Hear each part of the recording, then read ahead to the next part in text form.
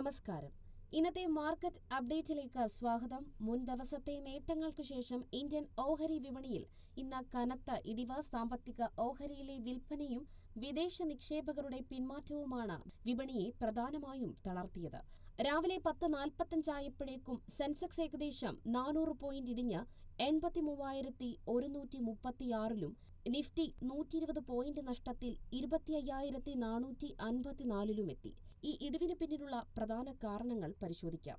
ഒന്നാമതായി, വിദേശ നിക്ഷേപ സ്ഥാപനങ്ങൾ ഇന്നലെ മാത്രം 4,114 കോടി രൂപയുടെ ഓഹരികൾ വിറ്റഴിച്ചു.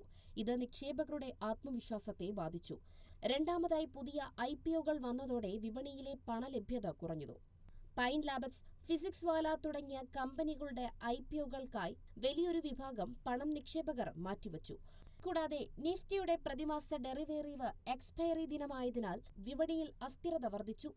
മാർക്കറ്റിലെ ഭയസൂചകമായ ഇന്ത്യ വിക്സ് 5% ഉയർന്നതും ഒരു പ്രധാന കാരണമാണ്.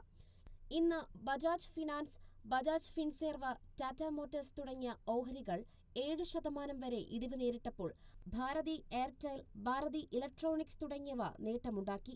ഏഷ്യയിലെ മറ്റ് പ്രധാന വിപണികളും നഷ്ടത്തിലാണ് വ്യാപാരം നടത്തിയത്. വരും ദിവസങ്ങളിൽ വിപണിയിൽ ചാഞ്ചാട്ടം തുടരാനാണ് സാധ്യതയെന്ന് വിദഗ്ധർ അഭിപ്രായപ്പെടുന്നു. കൂടുതൽ മാർക്കറ്റ് വാർത്തകൾക്കായി ഞങ്ങളുടെ ചാനൽ സബ്സ്ക്രൈബ് ചെയ്യുക.